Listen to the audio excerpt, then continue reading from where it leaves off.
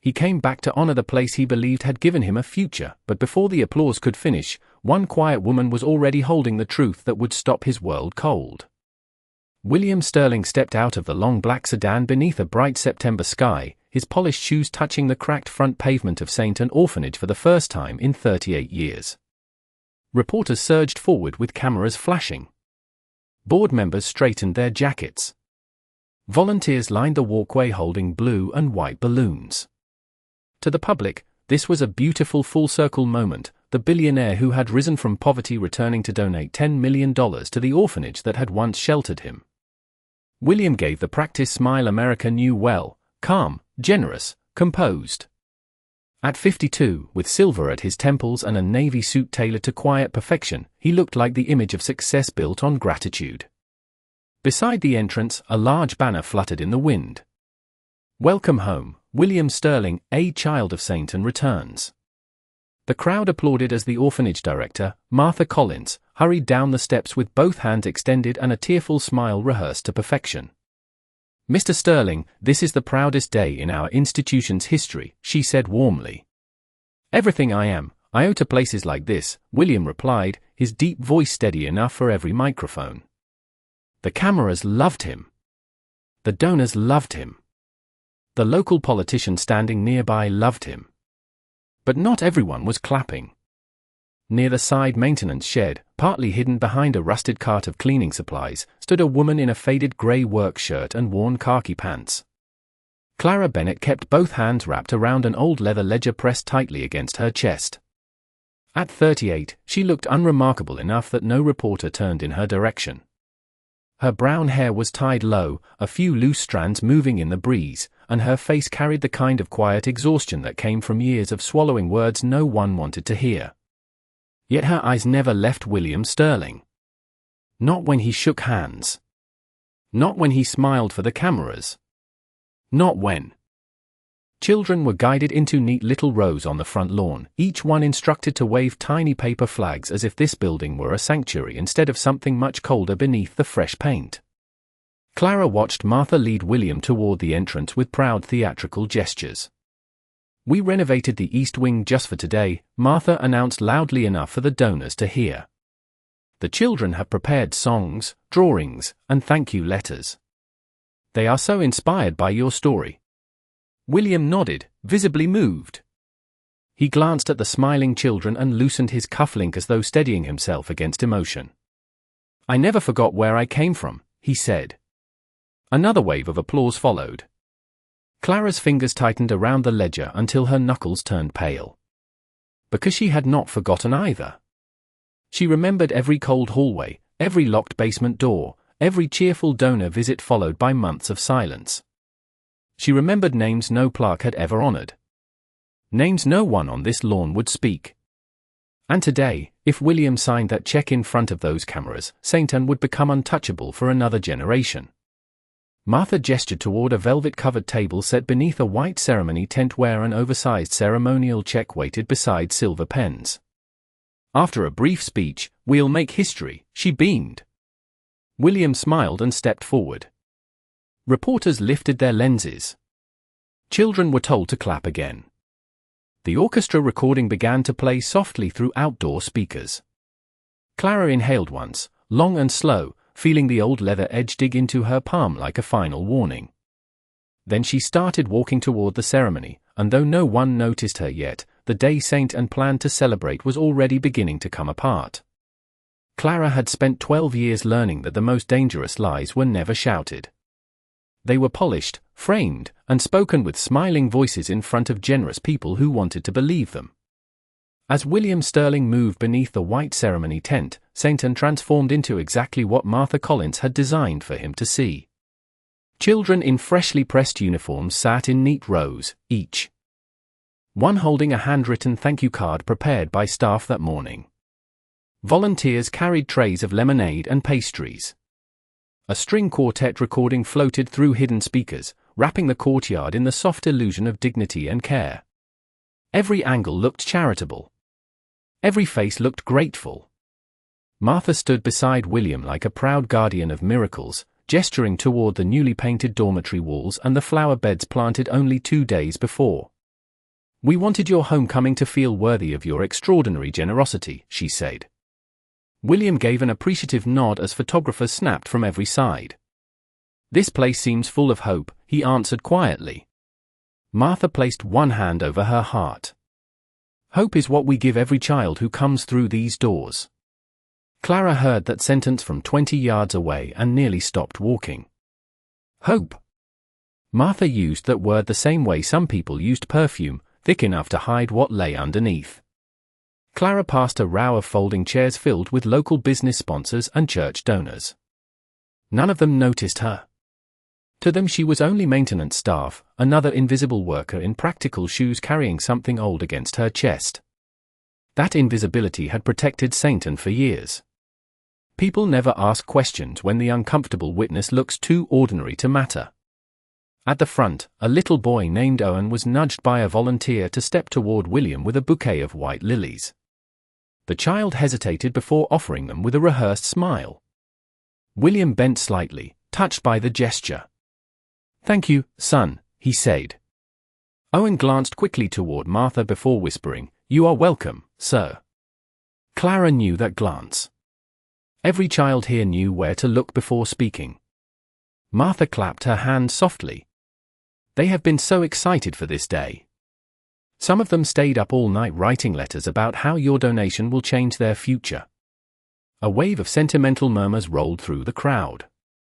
William looked genuinely moved now. He took one of the envelopes handed to him and read the first line aloud. "Dear Mr. Sterling, because of your kindness we finally feel seen." His jaw tightened with emotion. The cameras captured everything. This was becoming the exact philanthropic image every news station wanted by the evening broadcast.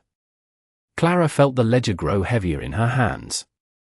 She looked at the children seated beneath the tent and saw what no one else seemed willing to notice. Smiles that did not reach their eyes. Shoulders too stiff. Hands folded too carefully. They looked less like joyful children and more like students praying not to fail an unseen test. Then William was escorted toward the velvet-covered signing table. The ceremonial check gleamed under the sunlight. $10 million. Enough to build a national reputation for Saint and that no accusation could ever dent again. Martha lifted a silver microphone. "Ladies and gentlemen," she announced, voice rich with practiced humility, "today is not only a donation. Today is proof that love comes full circle." Applause thundered once more. Clara stopped at the outer edge of the tent. Her breathing turned shallow, but her eyes remained fixed on William as he reached for the pen. If that ink touched paper, every buried record in the basement archive would become just another bitter story no billionaire would ever investigate. Martha continued speaking, each word smoother than the last. "Mr. Sterling is living evidence that Sainton creates success, character, and second chances." Clara looked down at the weathered leather ledger, at the faded corners rubbed thin by decades of hidden handling, and thought of the names written inside that had never been given second chances at all. William uncapped the pen. Martha smiled toward the cameras. And Clara knew the next 10 seconds would decide whether the truth remained locked away forever. There are moments when truth does not arrive with shouting. It arrives with one quiet sentence that slices through applause like glass. William lowered the silver pen toward the check, his signature only an inch away, when a calm female voice rose from the back of the tent. "Do not sign that, Mr. Sterling." The words were not loud, yet they landed with such unnatural clarity that the string music seemed to disappear. The crowd turned almost in unison. Martha Collins blinked first, her smile freezing at the corners before she spotted Clara Bennett standing between two rows of folding chairs, the worn leather ledger held firmly against her chest. For one full second, no one moved. Then Martha let out a thin laugh meant to keep the room comfortable. "Clara," she said into the microphone, her tone carrying the polished annoyance of a superior correcting an employee, "this is a private donor ceremony. Please return to your duties." Several guests glanced back with mild irritation, assuming some staff misunderstanding had interrupted the event. William remained seated, pen still in hand, studying the woman he had not noticed all morning. Clara took another step forward. "If you sign that check, "You are not helping these children," she said, voice steady, almost gentle. "You are helping this building keep its secrets." A murmur rippled through the audience. Martha's expression tightened visibly now. She lowered the microphone and hissed through clenched teeth, "Security." Two volunteers shifted uneasily but hesitated, uncertain whether to physically approach a woman who looked more sad than dangerous. Martha recovered her public smile and addressed the crowd again. "I apologize, everyone. Clara is one of our maintenance workers. She has been under emotional stress recently." The sentence was delivered with such smooth concern that several donors immediately relaxed. An unstable employee. A simple explanation. The wealthy love explanations that allow them to stay comfortable. Martha stepped down from the platform and moved closer to Clara, keeping her voice low enough to sound civilized and high enough for nearby guests to hear. "You were specifically told not to interfere with donor relations," she said. Clara did not blink. "And you were told years ago to stop rewriting records." Martha's face lost color for the briefest instant. William noticed it. His pen stopped moving entirely. Martha turned sharply toward him with a brittle laugh. "Mr. Sterling, please do not be alarmed. Clara worked here only in minor housekeeping roles. She tends to become confused about administrative matters beyond her understanding." The condescension was deliberate, practiced, and public. A few people nodded. Of course. The janitor does not understand finances. The janitor does not understand institutions. The janitor should know her place. Clara looked around at the seated donors, the church board members, the smiling volunteers now whispering behind manicured hands, and she saw the same familiar pattern she had seen since childhood. Important people always preferred the polished liar over the plain witness. William finally stood from his chair. "Ma'am," he said with restrained politeness, "this is a serious event. If you have concerns, there are proper channels." Clara turned her eyes directly to him. For the first time that morning, William Sterling felt something deeply unsettling in another human gaze. She was not frantic. She was not pleading. She looked like someone carrying the weight of years and choosing this exact second to set it down. "Proper channels?" Clara repeated softly. "Saint Anne buried every proper channel a long time ago." The room went silent again. Martha stepped forward, voice harder now. "That is enough. Hand over whatever nonsense paperwork you have and leave before you embarrass yourself." Clara slowly raised the old ledger into view. The leather cover was cracked, the pages swollen with age, and several corners were marked by faded tabs. It looked nothing like nonsense. It looked like history. William's eyes narrowed. Martha reached instinctively toward it, but Clara pulled it back.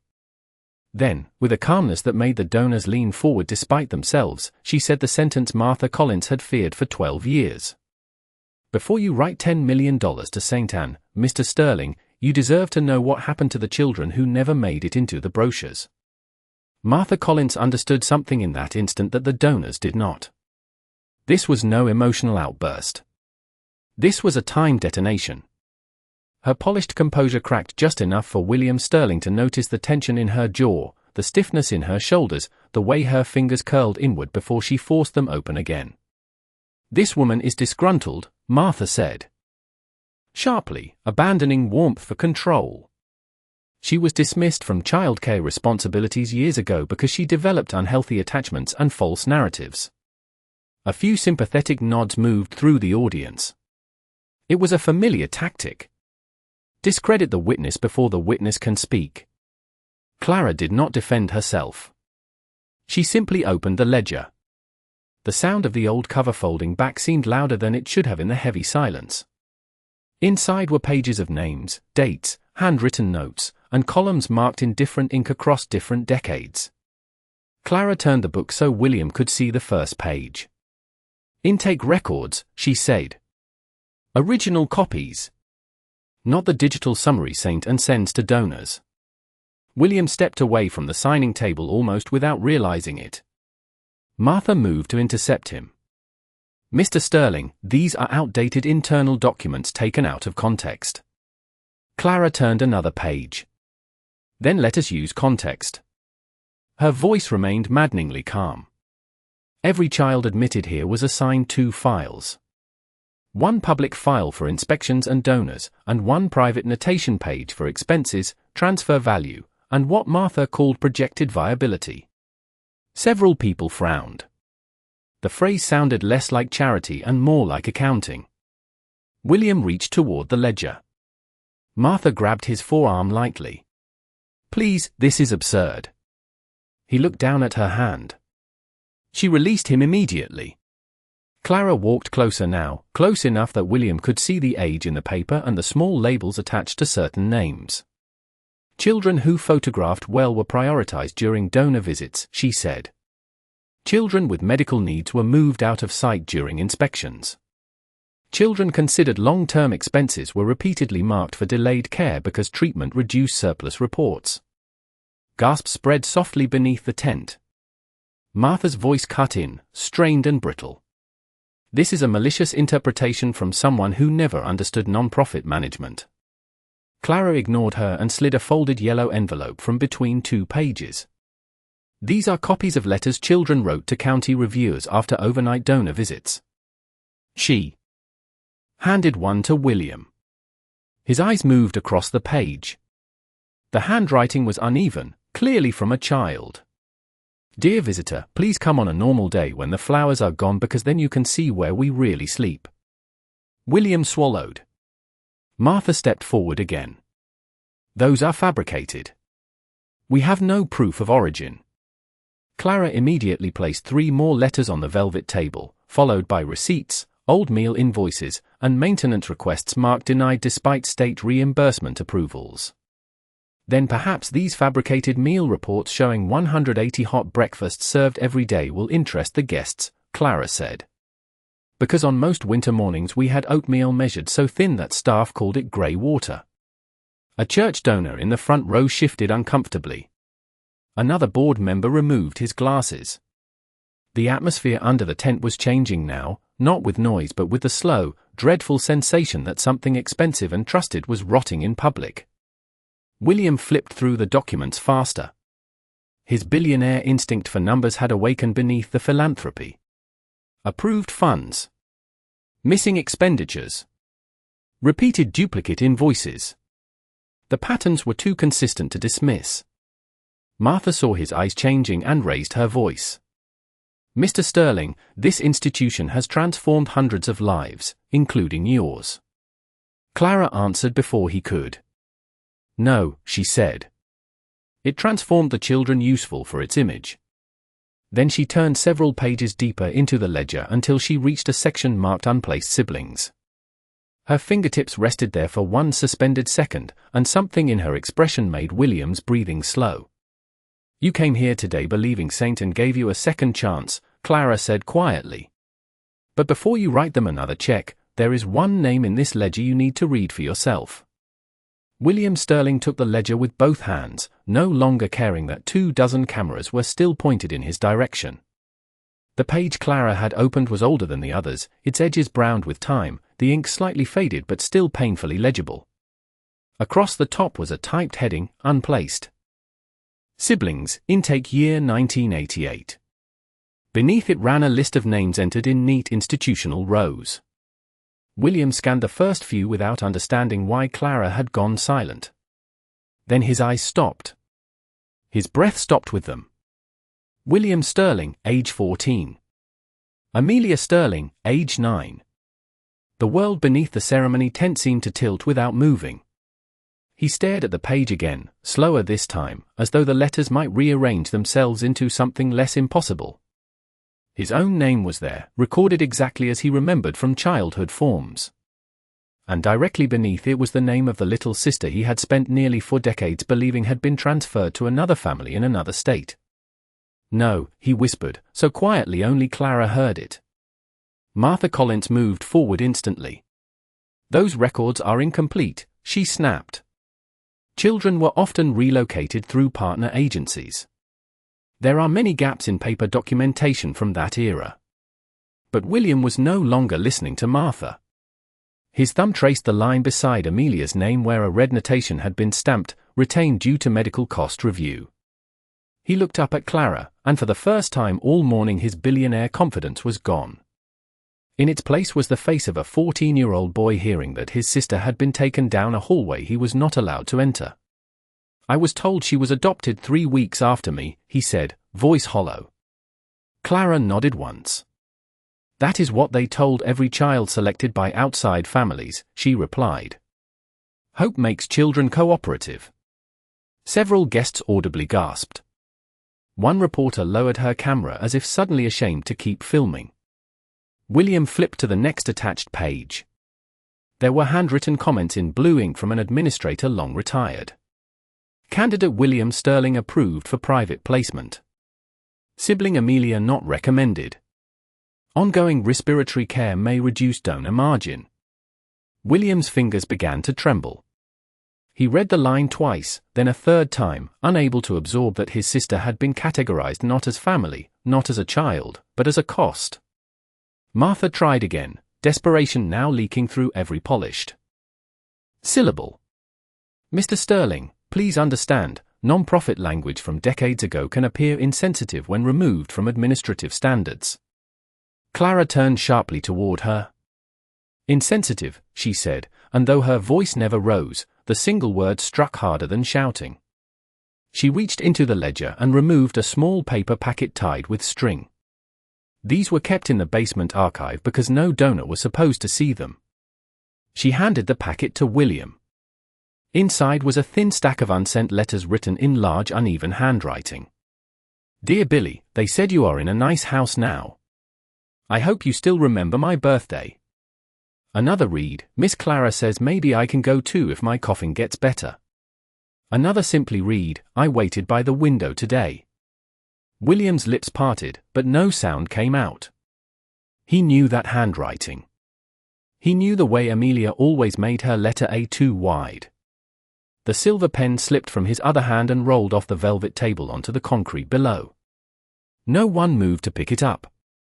The room had entered that terrible kind of silence where people realize they are no longer attending a ceremony. They are witnessing a collapse. William looked at Clara with eyes that had gone glassy and stunned. "You knew her?" he asked. Clara swallowed carefully. "I slept in the bunk beside hers for 4 years, she said. And she waited for you every Sunday until she stopped asking when your car was coming back."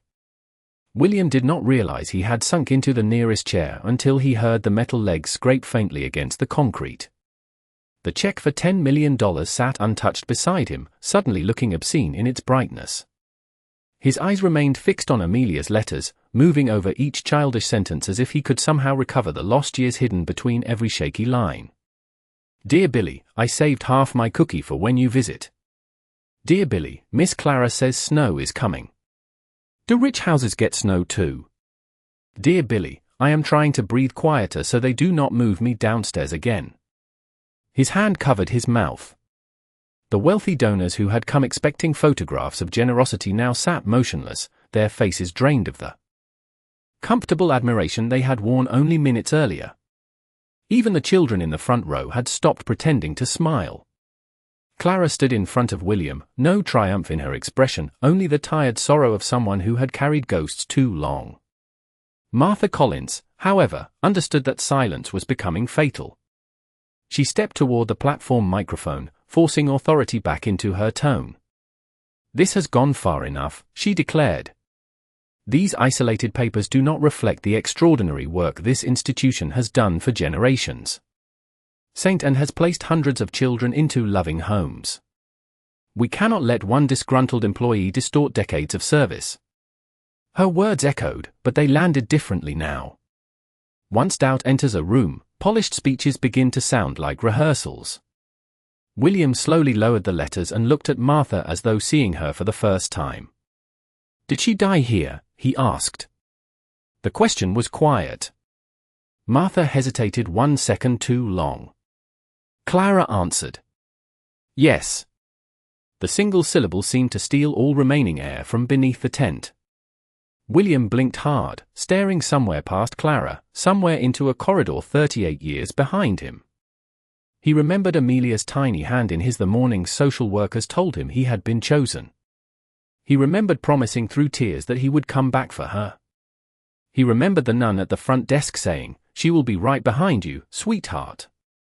Sainton takes care of its own." For decades he had repeated that sentence as a source of comfort, a story that allowed gratitude to survive. Now it curdled inside him. How long, he managed. Clara's fingers tightened at her sides. 9 months after you left. A donor in the second row quietly covered her eyes. Someone near the back whispered, "Oh my God." Martha rushed forward, panic now visible beneath the foundation and pearls. There were health complications common in underfunded institutions during that period. We should not apply modern emotional standards to historical realities. William rose so suddenly his chair tipped backward. The sharp clatter made several guests jump. He did not shout. That made it worse. He simply stared at Martha Collins with a face gone pale and unreadable. Historical realities, he repeated. His voice had turned low, almost cold enough to freeze. He held up Amelia's letter with trembling fingers. My sister wrote that she was moved downstairs because she coughed too loudly for visitors to hear. Is that one of your historical realities? Martha opened her mouth, but no explanation came. None could. William looked back to Clara. Why did no one tell me? I funded this place for 12 years. Clara let out a breath that sounded older than her age. Because every annual report had your smiling picture on the cover, she said. You were the success story. Success stories are useful. Forgotten children are not. The sentence landed like a verdict. Around them, the board members avoided eye contact. Several reporters had resumed filming, but now with the cautious stillness of people documenting a disaster rather than a celebration. William turned slowly toward the velvet table, toward the oversized check, the silver pens, the welcome banner fluttering behind it all like a cruel joke. Then he looked at the rows of children seated in pressed uniforms, and for the first time he noticed what Clara had seen from the beginning. None of them looked hopeful. They looked trained. His jaw tightened. The billionaire philanthropist who had arrived to save an institution was disappearing, and in his place stood a brother who had just learned he had spent millions preserving the lie that stole his sister. For a long moment, nobody under the ceremony tent seemed willing to breathe too loudly. Wealthy sponsors stared at their folded programs. Church officials kept their eyes fixed on the ground. The smiling volunteers looked as though they wanted to disappear into the flower beds. Sainton had spent decades controlling what people saw, but once one hidden truth is exposed, every polished surface begins to look suspicious. William Sterling bent down and picked up the silver pen that had rolled across the concrete. He turned it slowly between his fingers, studying the engraved Orphanage logo as if it belonged to a stranger. Then, without warning, he snapped the pen cleanly in half and placed both pieces on the velvet table beside the untouched check. The sound was small, but it felt final. Martha Collins stepped backward. Mr. Sterling, I strongly urge you not to make emotional decisions based on manipulated nostalgia, she said, trying one last time to sound administrative instead of terrified. William did not even look at her. Bring me every archived record connected to child placement, donor billing, and medical reports from 1985 to 1995, he said. His voice was flat, controlled, and infinitely more dangerous than anger. Martha blinked. Those files are confidential. William finally turned. His stare stopped her cold. So was my sister's death. The room went silent again. Clara watched him carefully. This was no longer the generous billionaire from magazine covers. This was a man assembling the ruins of his own history piece by piece, and each piece cut deeper than the last. Martha glanced toward the board members, silently begging for institutional support, but no one moved. Institutions are brave only while money is smiling. Once money turns its face away, courage evaporates. William held up Amelia's final letter. How many more? He asked without taking his eyes off Martha. She swallowed. I do not understand the question. Clara answered from beside him. Children marked as low visibility expense. Children transferred off donor schedules. Children whose files were shortened after inspections. She placed 3 additional folders on the table. I made copies over the years because I knew no one would believe a caretaker with stories. But numbers, she said, looking at William, numbers make wealthy men listen. William opened the first folder. Internal reimbursement claims. Duplicate grant requests. State subsidy form signed for children listed as no longer present. The second folder held maintenance logs showing lower basement dormitories repeatedly sealed from inspection walkthroughs. The third contained mortality notices quietly forwarded through county offices with no matching donor disclosure. William's jaw clenched harder with each page. He had built an empire by identifying hidden patterns in financial statements. Fraud had a rhythm, and he was hearing it now as clearly as a drumbeat. 10 years of annual donations. Matching corporate grants. Tax incentive galas. Public endorsements. Sainton had not merely accepted his charity. It had moneized his gratitude. You used me, he said, almost to himself. Martha rushed in, voice cracking. We used your story to inspire giving, yes, but always for the greater mission. Clara looked at her with a sadness that made the woman seem smaller. There is no greater mission in turning children into brochures. Several donors shifted in open discomfort. One elderly sponsor quietly removed the saint and support pin from his lapel and slipped it into his pocket. William closed the folders with deliberate care. His face had become frighteningly calm. Call my legal team, he said to his assistant, who had stood frozen near the cameras this entire time. Call State Child Services. Call forensic auditors. And call the district attorney. Martha made a strangled sound. You cannot dismantle an institution over allegations from one bitter employee. Clara met her eyes. I am not an employee, she said. I am one of the children you forgot survived. The sentence hung in the air like a church bell after midnight. William slowly turned toward Clara, truly seeing her now beyond the faded work shirt, beyond the invisible role they had all assigned her. She was not just the woman interrupting his donation. She was a witness from the same hallways, a living page Sainton had failed to burn. And as sirens began to echo faintly somewhere beyond the front gate, Martha Collins realized the ceremony she had scripted so perfectly was over, because the quietest person on the property had finally been heard. The first patrol car rolled through the front gate with its lights flashing silently in the bright afternoon sun, and that was the moment Sainton stopped looking like a place of celebration and started looking like a building that had run out of places to hide. Reporters surged backward, then forward again, no longer interested in charity headlines but in scandal. Donors who had arrived expecting handshakes and photo opportunities now clutched their purses and folders as though proximity alone might stain them. Martha Collins stood near the ceremony table with both hands pressed flat against the velvet cloth, her lips moving but producing no coherent command. Control had left her in pieces. William Sterling, however, had become unnervingly still. He did not pace. He did not raise his voice. He simply stood at the center of the collapsing event with Amelia's letters in one hand and the orphanage financial copies in the other, his face pale enough that even his assistant looked afraid to approach him. Clara knew this kind of silence. It was the silence that comes after a person realizes grief was not an accident but a transaction. County investigators entered first, followed by 2 state child welfare officers and a financial crimes liaison summoned through Sterling's legal network. The officers spoke briefly with William, then moved toward Martha, who immediately straightened and attempted to recover her institutional dignity. This is a misunderstanding fueled by emotionally compromised former staff, she said, forcing each word through a dry throat. Our records will show full compliance. Clara almost pitied her. Almost. Because lies can survive accusation, but they rarely survive paperwork.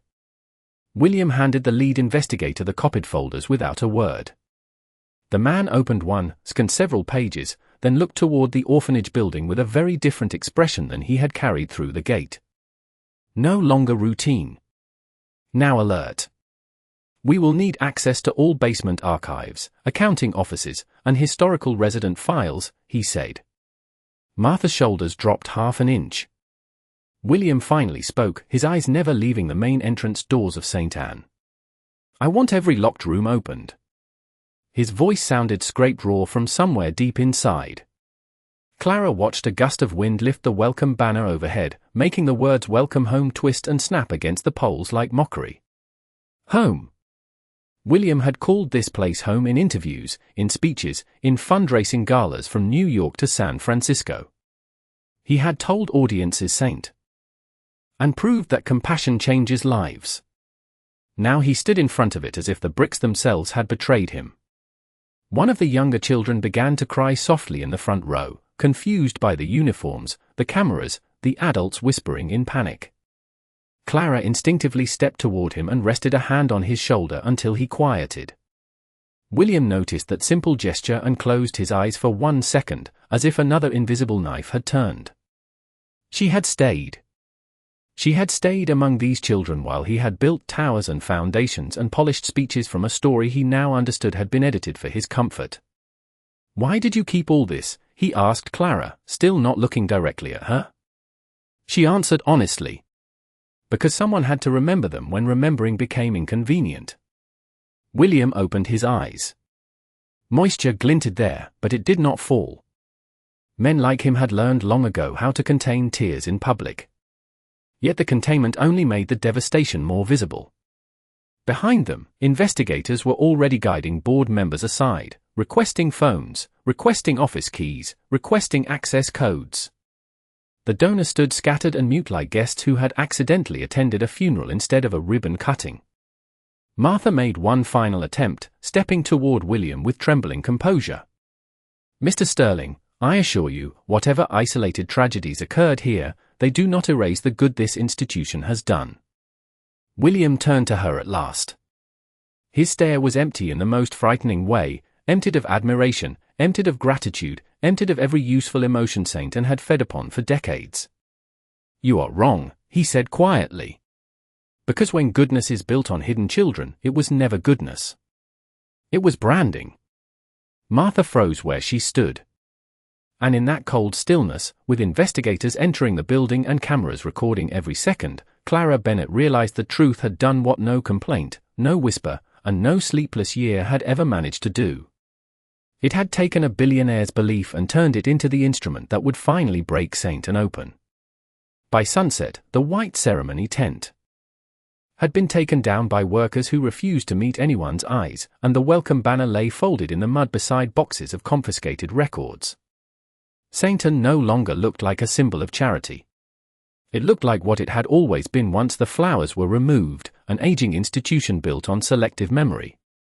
County vehicles lined the driveway. Investigators moved in and out carrying file cartons, desktop computers, and sealed evidence bags of financial documents. Reporters remained beyond the gate, broadcasting the collapse of one of the state's most celebrated orphanage programs.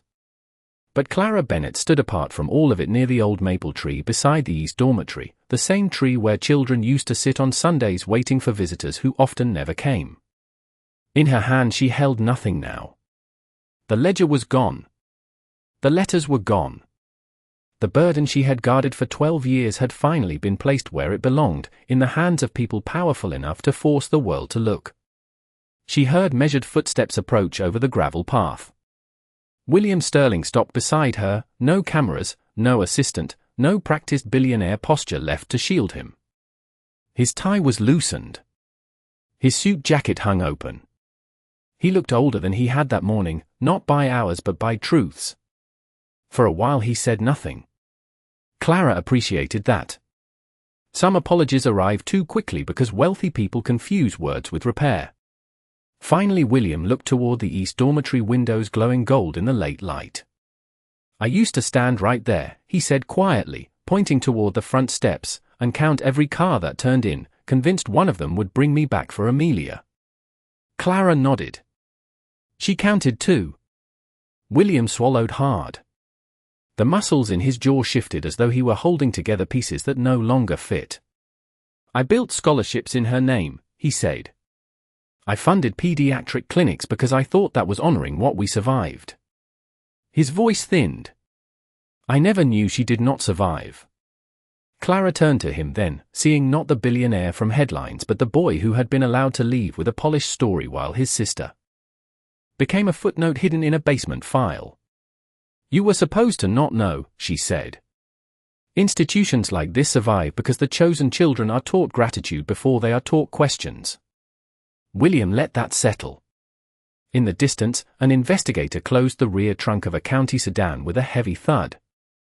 Another chapter of Saint Anne was being carried away in cardboard boxes. William reached into his inner jacket pocket and removed the ceremonial check, still unsigned, its crisp edges now bent from being folded too tightly. He stared at it for a second, then tore it slowly down the middle. Then again. And again. Small white pieces drifted onto the gravel like useless snow. $10 million was going to buy them another decade of praise, he said. What should it buy instead? Clara looked toward the children being escorted gently into temporary transport vans, some confused, some quiet, some watching adults with the same cautious eyes children learn when promises have expiration dates. She answered without hesitation. "Names," she said. William looked at her. "Names." Clara nodded. Every child who was hidden. Every child who was reduced to a line item. Every child who waited by windows. Build something that says their names where no donor can look away from them. William closed his eyes briefly, then inhaled the cold evening air like a man making the first honest decision of his life. "Done," he said. It was not dramatic. It was not loud. But it carried more weight than the applause that had greeted him that morning. As the last sunlight slipped behind the orphanage roof, Clara Bennett watched investigators seal the front doors of St. Anne. The brass lock clicked into place with a sound almost gentle in the evening quiet. And for the first time since she was 9 years old, the building that had taught children to disappear was finally the thing being shut out of sight, because dignity does not always arrive with power, but power eventually kneels when one quiet woman refuses to let the forgotten stay buried.